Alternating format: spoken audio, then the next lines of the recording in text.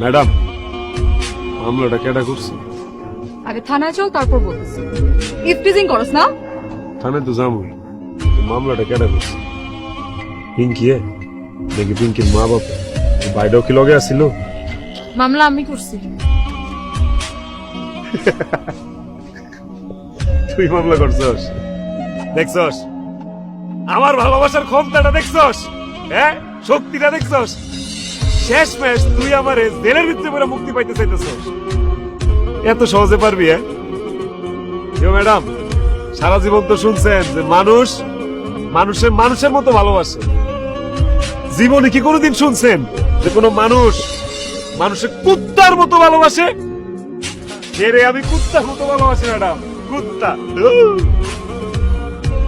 কুত্তা যেমন মনিবরে ছাড়ে না, আমিও হেরে ছাড়ি।